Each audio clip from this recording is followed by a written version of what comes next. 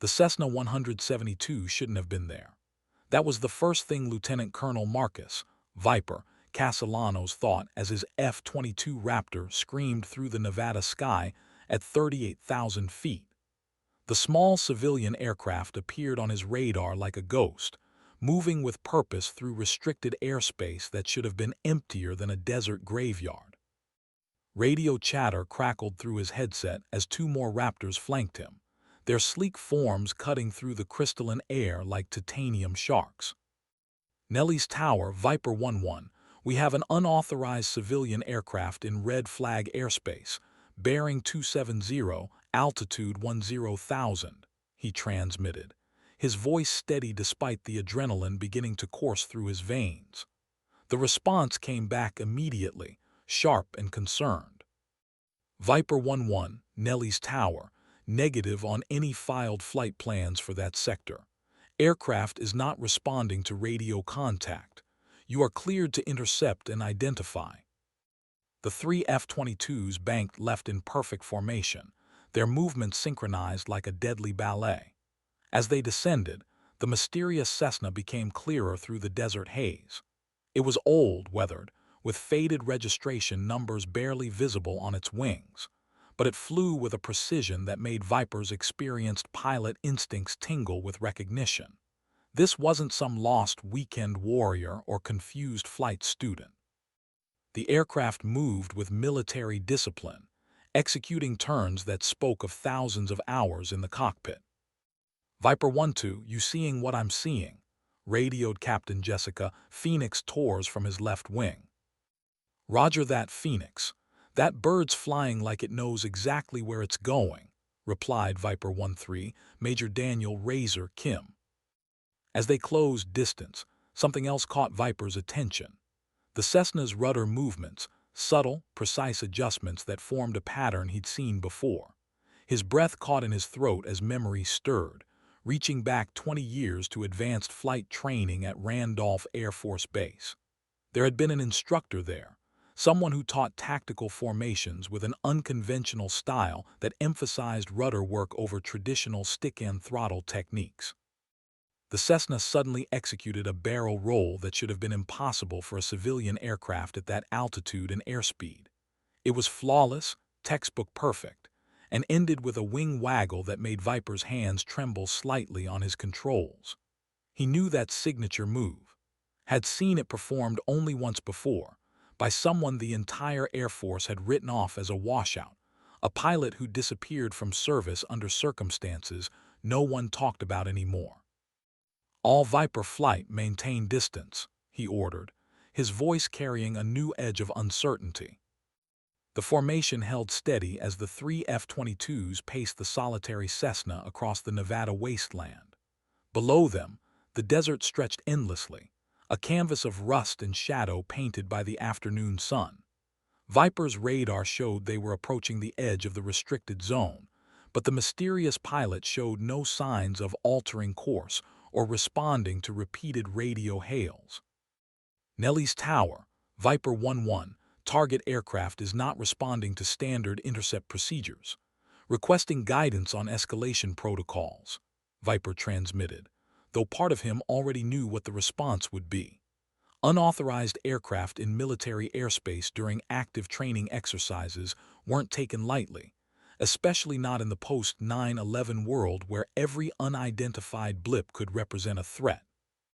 Viper 11, you are authorized to use standard warning procedures. If aircraft does not comply, you are cleared to force landing at nearest suitable airfield. Phoenix's voice crackled over the tactical frequency. Viper, I'm getting some weird readings on my threat analysis system. That Cessna's got some kind of electronic signature that's not matching civilian parameters. Before Viper could respond, the Cessna pilot made a move that sent ice through his veins. The small aircraft suddenly dove toward the desert floor, not in panic or desperation, but in a controlled tactical descent that spoke of combat training.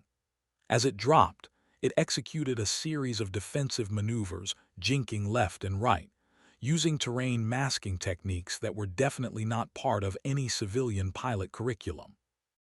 Jesus Christ, Razor breathed over the radio. "That's a military pilot down there."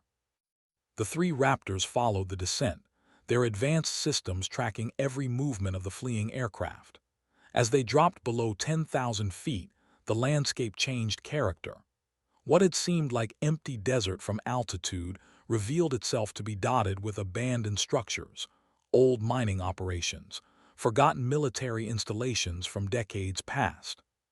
The Cessna seemed to know the terrain intimately, threading between mesas and arroyos with the confidence of someone who'd flown this route many times before. Viper's mind raced as he watched the tactical display update. The rudder signatures, the precision flying, the intimate knowledge of restricted Nevada airspace, pieces of a puzzle began clicking into place. There had been rumors back in his early days, whispers about a pilot who'd been involved in classified programs that went beyond normal military aviation. Someone who'd been quietly reassigned after a mission that officially never happened. Viper 11, Nellie's tower, were scrambling additional aircraft to assist with intercept, maintain visual contact with target. The Cessna suddenly pulled up from its low-level run and began climbing again, heading directly toward a mountain range that formed the northern boundary of the restricted zone.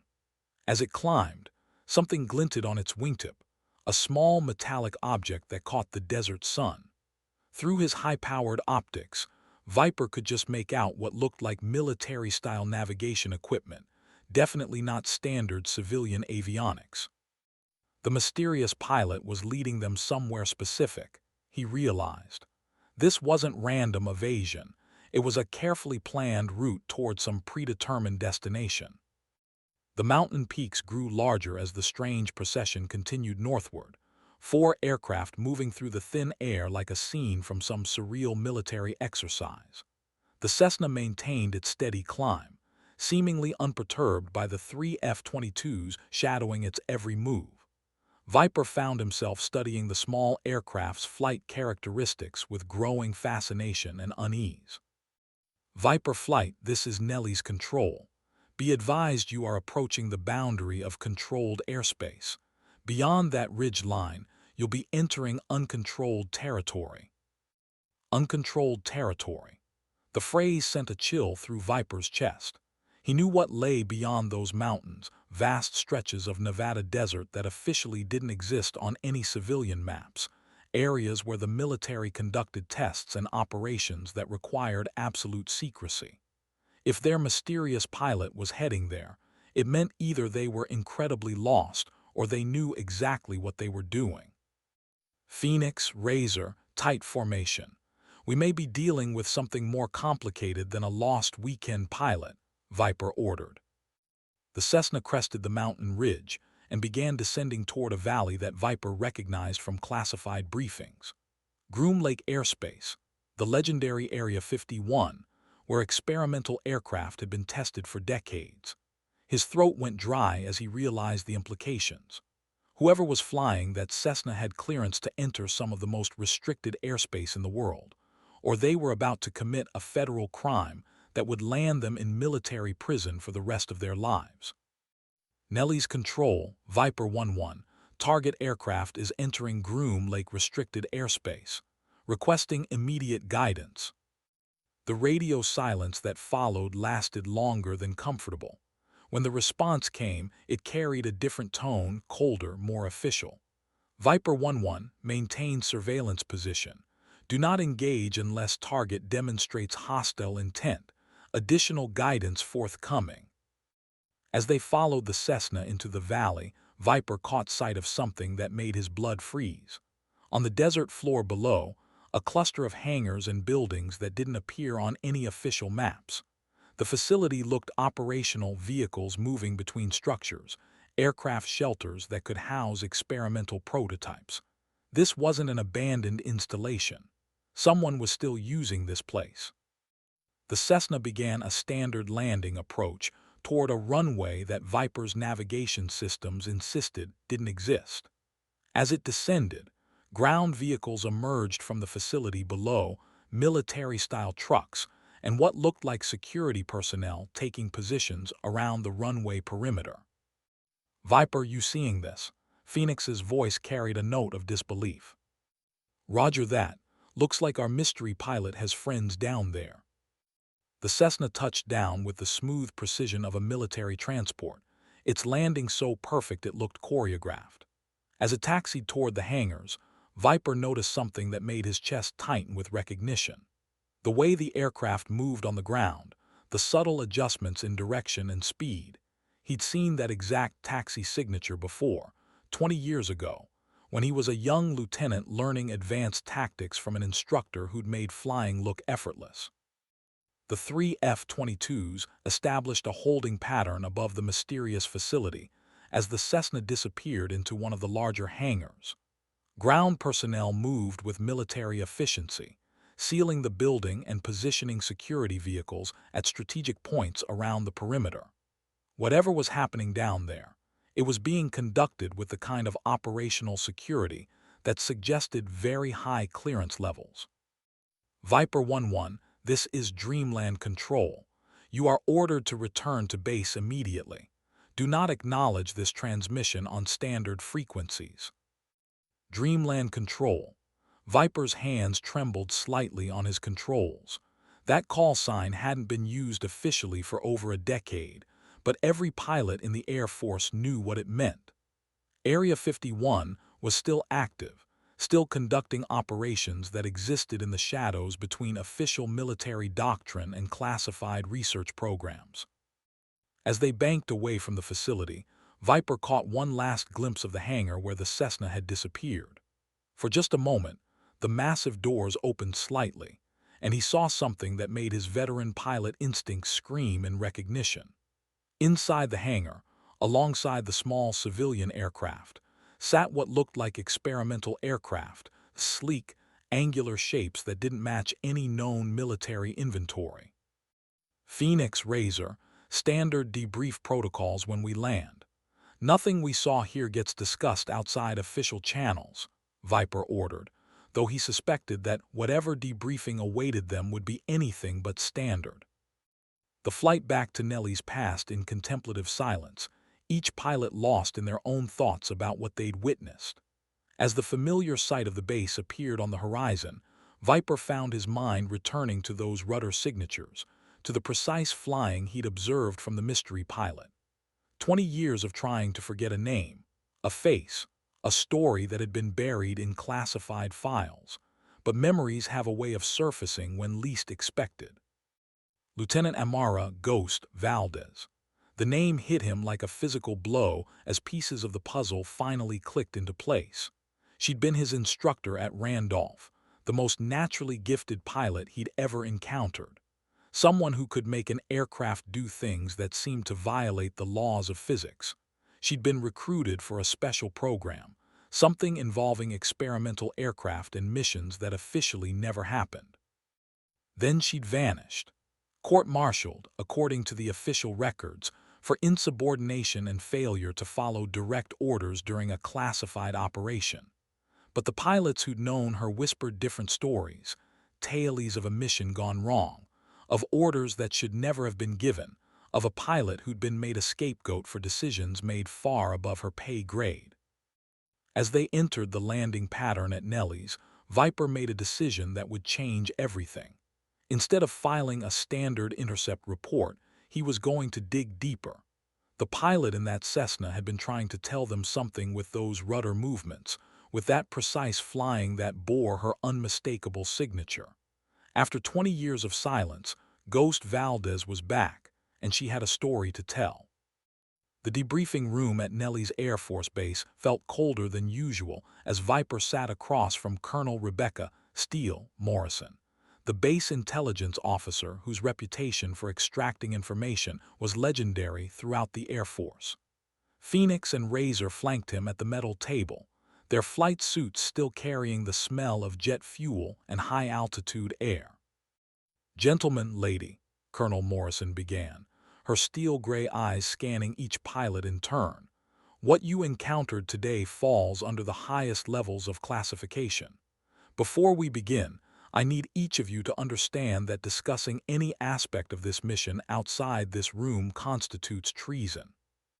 The weight of her words settled over them like a physical presence. Viper had been through classified debriefings before, but this felt different, charged with an electricity that spoke of secrets that could reshape everything he thought he knew about military aviation. "Sir, the pilot we observed demonstrated flight characteristics that suggest extensive military training," Viper began carefully. "The aircraft modifications and navigation capabilities were definitely not civilian standard." Colonel Morrison leaned forward, her expression unreadable. "Describe the flight patterns you observed, specifically any unusual maneuvers or signatures."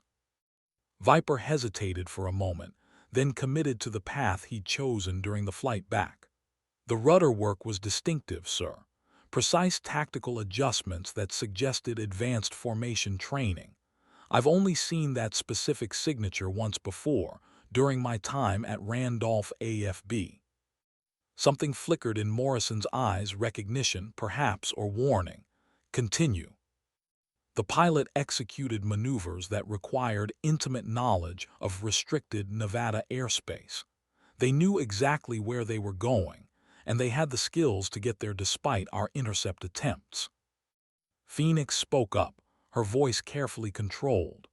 "Sir, the electronic signatures we detected suggested the aircraft was equipped with military-grade navigation and communication systems. That's not something you can buy at a civilian aviation supply store."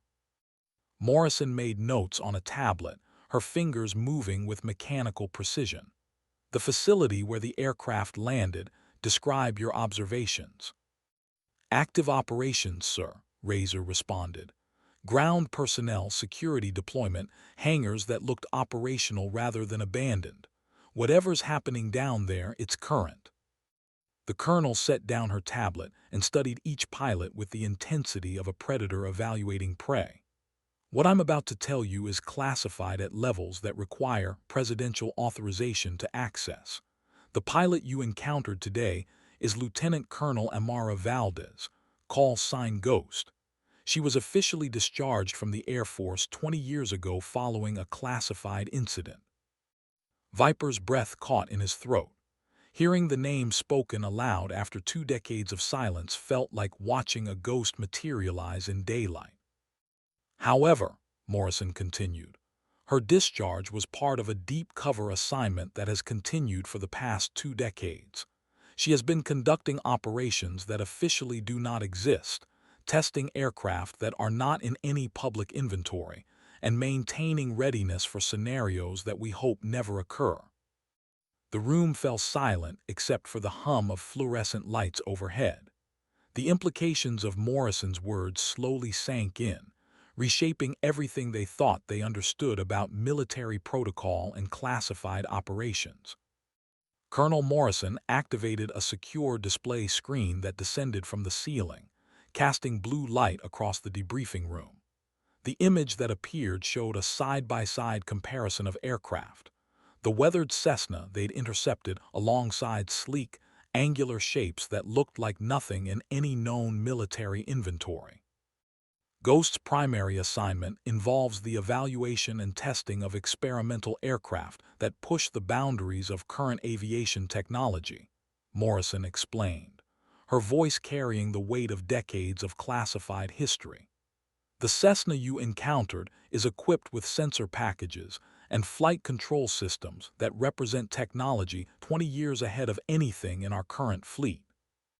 Viper studied the images, his pilot's eye picking out details that seemed impossible.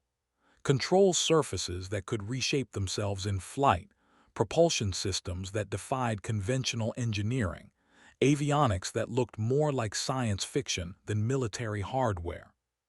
"Sir, why the elaborate intercept scenario?" Phoenix asked. "If she's operating under official authority, why not just inform us through normal channels?" Morrison's expression darkened. "Because Lieutenant Colonel Valdez has discovered something that threatens the security of every military aviation program in the United States. 3 days ago, she transmitted a coded message indicating that classified aircraft designs have been compromised. Someone with access to the highest levels of military research has been selling our secrets to foreign intelligence services. The weight of betrayal settled over the room like a toxic cloud. Every pilot understood the implications. If experimental aircraft technology fell into the wrong hands, American air superiority could vanish overnight. Ghost's intercept today was her way of establishing contact with pilots she trusts, Morrison continued.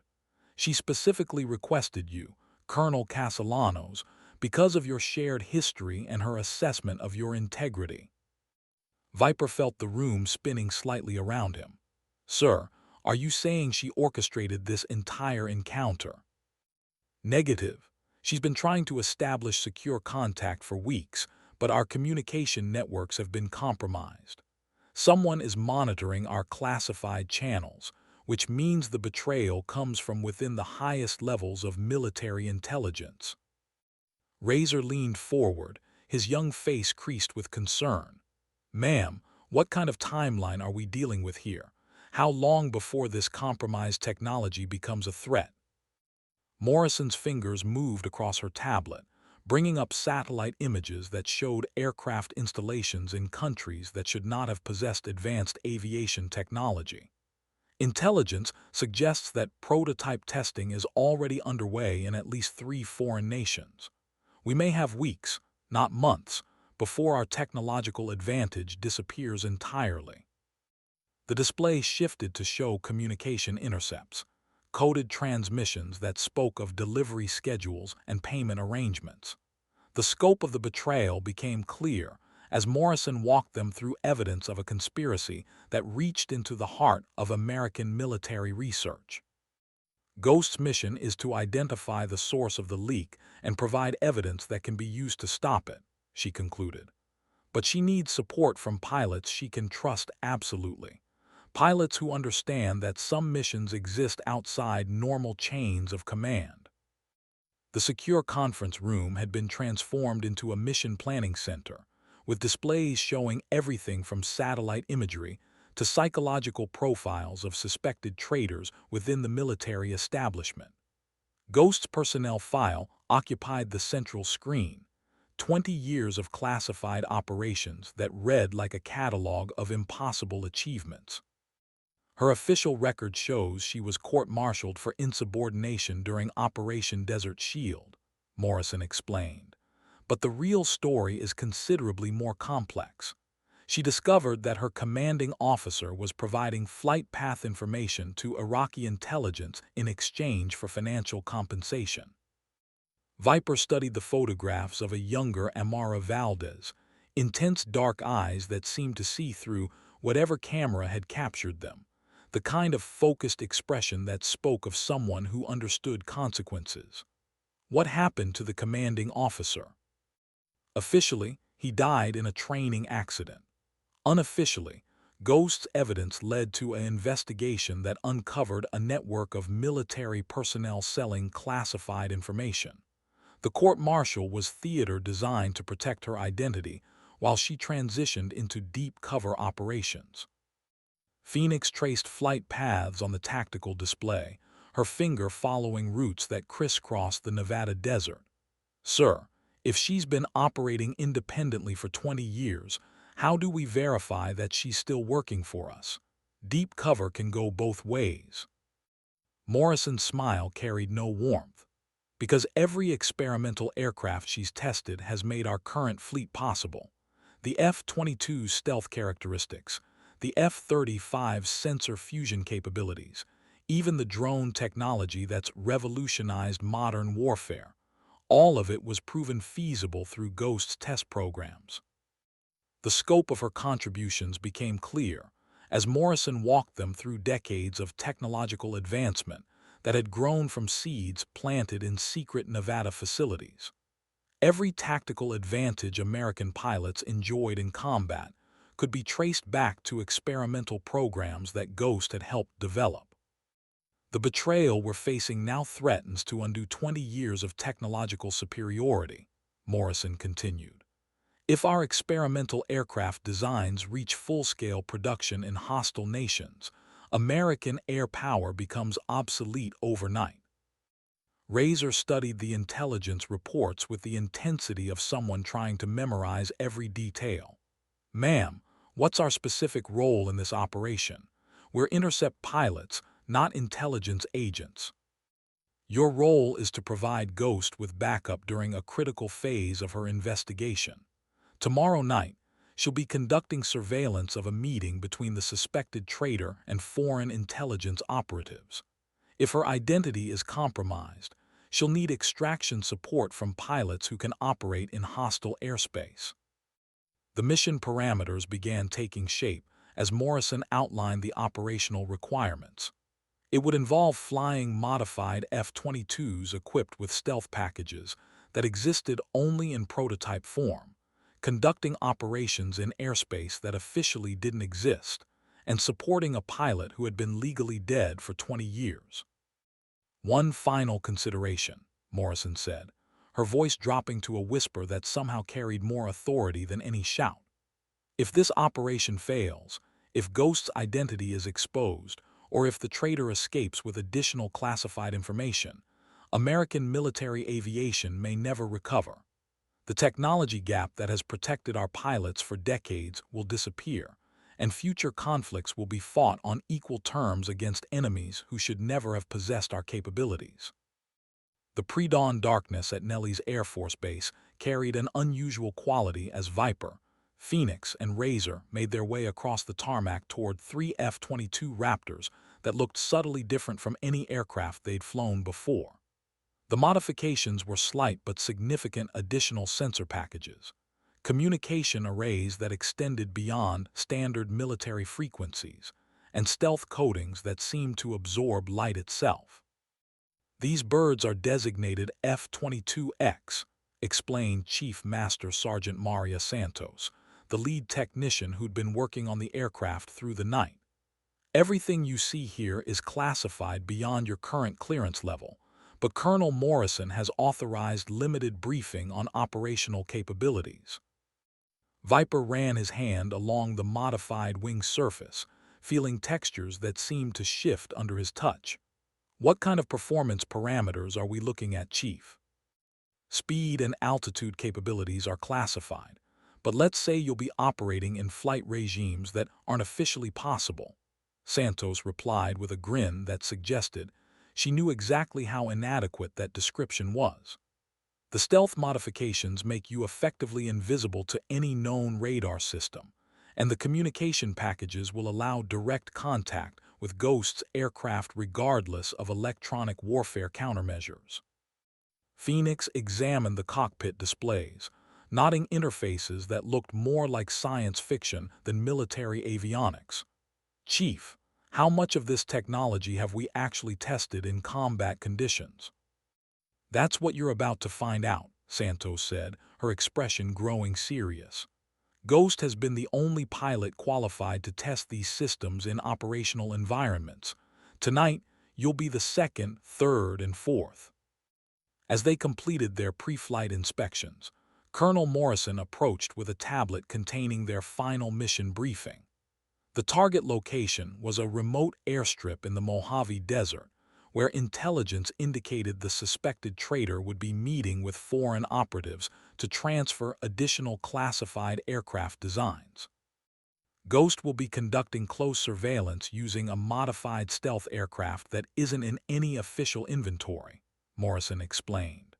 "Your role is to provide overwatch and extraction support if the operation goes wrong. Under no circumstances are you to engage unless Ghost specifically requests assistance." The flight plan took them through corridors of airspace that required presidential authorization to access, over facilities that didn't appear on any civilian maps, and into operational environments where a single mistake could start an international incident.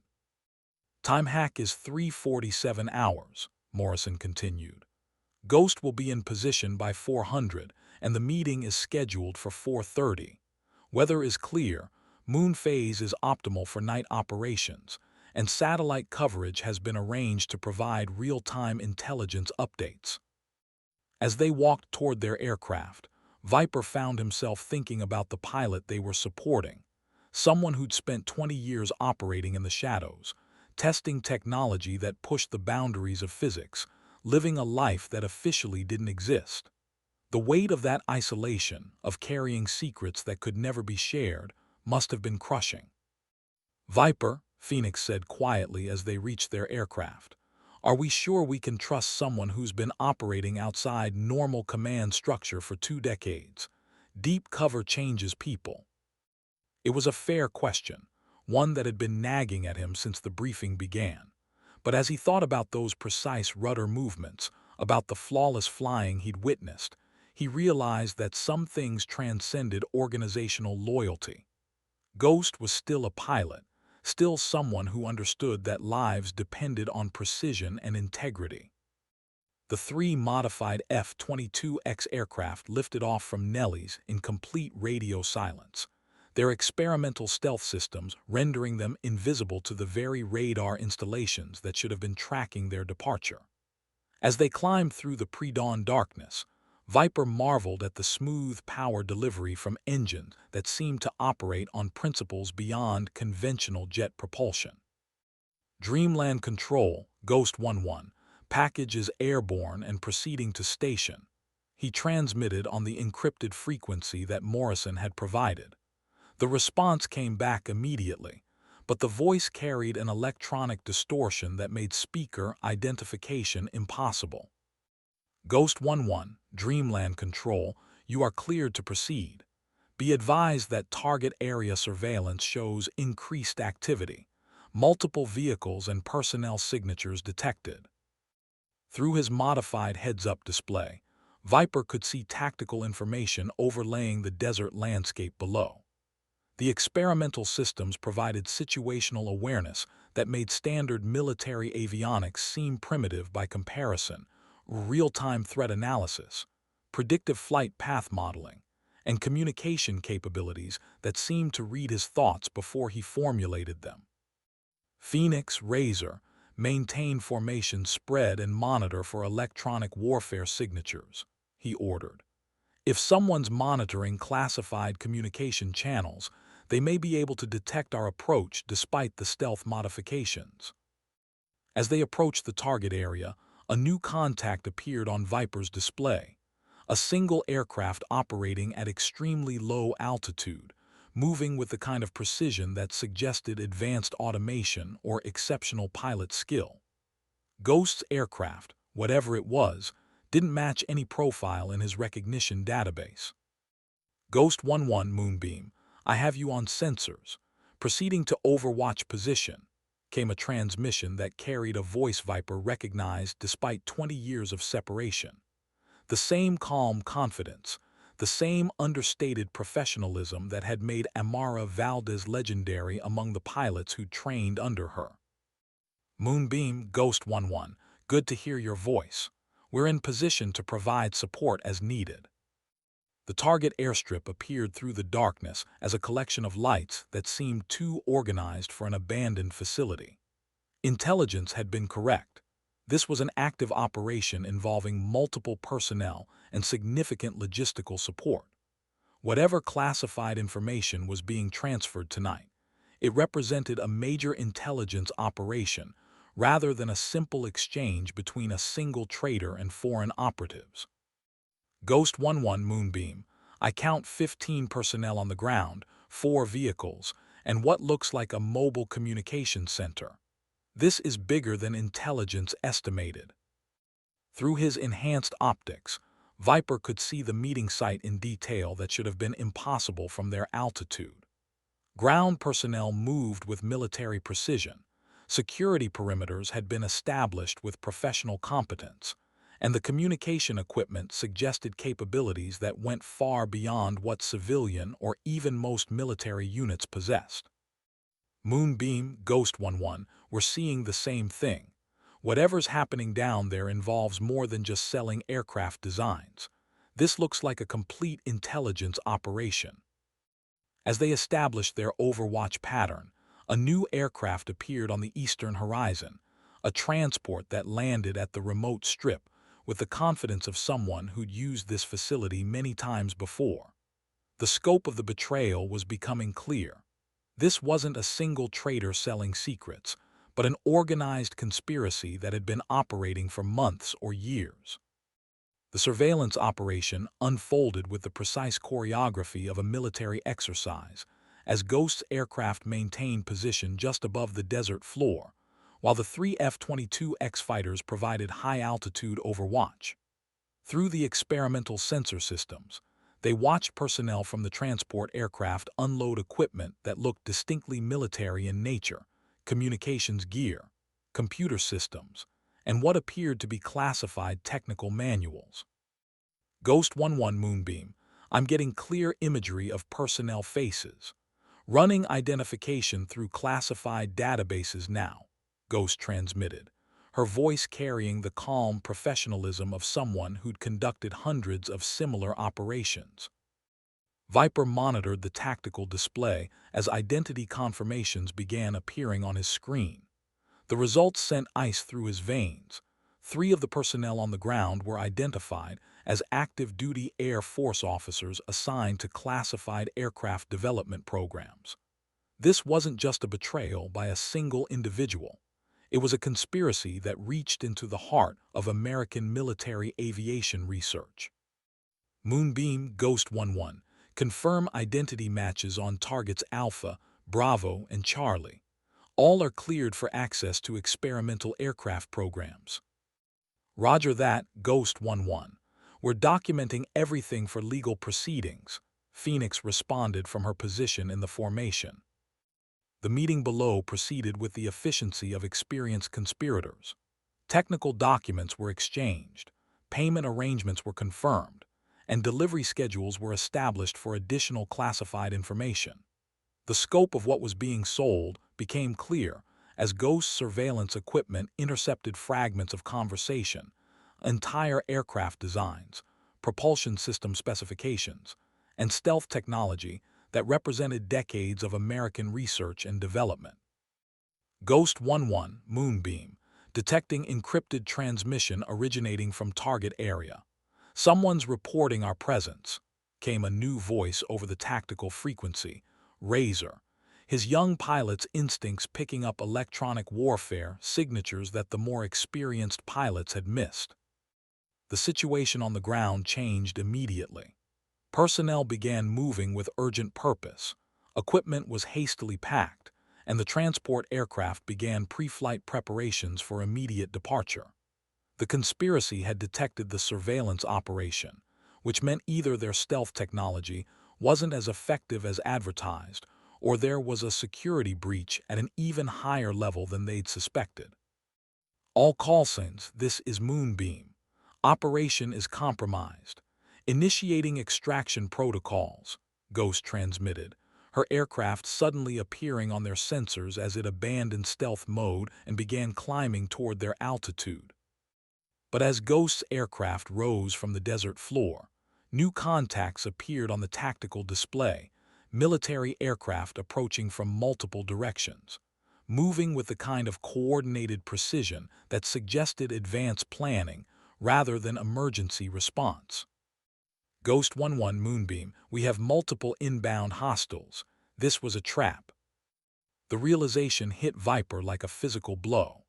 The conspiracy hadn't just detected their surveillance operation, they'd planned for it. The meeting had been bait designed to lure Ghost into the open where she could be captured or eliminated.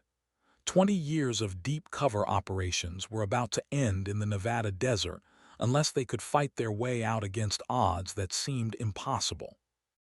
The desert sky erupted into chaos as 6 unidentified aircraft converged on their position from different vectors, their electronic signatures suggesting advanced military hardware that shouldn't have existed outside classified American research programs. The traders weren't just selling aircraft designs. They were operating stolen prototypes that matched or exceeded the capabilities of the most advanced fighters in the U.S. inventory. Ghost flight, evasive maneuvers, we are weapons hot, Viper transmitted as his F-22X's targeting systems came alive with threat warnings. The experimental aircraft responded to his inputs with acceleration that pressed him deep into his ejection seat, climbing toward the thin air where their modifications would provide maximum advantage. Moonbeam, Ghost 11. I count 6 hostiles with stealth characteristics matching compromised classified designs. They know our capabilities because they helped develop them, came Ghost's voice, still impossibly calm despite flying for her life in an aircraft that was outnumbered 2 to 1. Phoenix's aircraft suddenly vanished from Viper's sensors as she activated stealth systems that made her effectively invisible to both friendly and hostile radar. Her voice came through the tactical frequency like a whisper from another dimension. Engaging hostile number 3. Target is using stolen F-35 stealth package with modifications that aren't in our database. The dogfight that followed defied every conventional understanding of modern air combat. Aircraft with capabilities that pushed the boundaries of physics engaged in a three-dimensional chess match, where the slightest mistake meant death. Missile locks appeared and dissolved as stealth systems battled electronic warfare packages, creating a constantly shifting tactical environment where traditional rules no longer applied. Ghost 11, Fox 2. Razor's transmission coincided with the launch of an experimental air-to-air missile that used guidance systems still in prototype development. The weapon tracked its target through maneuvers that should have been impossible, finally connecting with an explosion that lit up the desert like a miniature sun. But the hostile aircraft absorbed the impact and continued flying, its structural integrity apparently enhanced by materials that made conventional weapons ineffective. Ghost flight, standard ordnance is not effective against these targets. Switching to experimental package, Viper announced as he selected weapons that officially didn't exist. Ghost's aircraft suddenly appeared directly beneath one of the hostile fighters, having used the desert floor to mask her approach in a maneuver that required precision beyond human capability. Moonbeam, engaging hostile leader, she transmitted, her aircraft rising like a raptor striking prey. The engagement was over in seconds. Ghost's aircraft mounted weapons that seemed to ignore conventional physics, striking the hostile with energy that turned advanced alloys into expanding clouds of superheated vapor. One moment there was an enemy fighter. The next, there was only empty sky and falling debris. All Ghost call signs, this is Moonbeam. Target destroyed, but we have a problem. My aircraft is showing systems failures that suggest remote access. The conspiracy has infiltration capabilities that go beyond stolen designs. They can hack our experimental systems in real time. The implications were terrifying. If the traitors could access and control American experimental aircraft remotely, then every advantage gained through decades of classified research could be turned against them in an instant. The remaining hostile aircraft withdrew as quickly as they'd appeared, vanishing into the pre-dawn darkness with the kind of coordinated precision that suggested extensive training with the stolen technology. Ghost's aircraft limped toward an emergency landing site, its experimental systems struggling against intrusion attempts that seemed to anticipate every defensive countermeasure. Ghost 11 Moonbeam, I'm reading massive systems infiltration across all experimental packages. Whoever's behind this conspiracy has access to source code that was supposed to be isolated from any external networks, Ghost transmitted, her voice tight with the effort of maintaining control over an aircraft that was essentially fighting against her. Viper watched his own tactical displays flicker with anomalous data as hostile intrusion attempts probed his aircraft's defenses. The F-22X's experimental systems were holding for now, but the attackers seemed to know exactly which vulnerabilities to target. Moonbeam, Ghost 11, confirm we're seeing the same intrusion attempts. This level of access suggests the conspiracy includes personnel with administrative privileges on classified networks. The emergency landing site appeared ahead, a remote strip that looked like it hadn't been used since the Cold War but showed signs of recent preparation.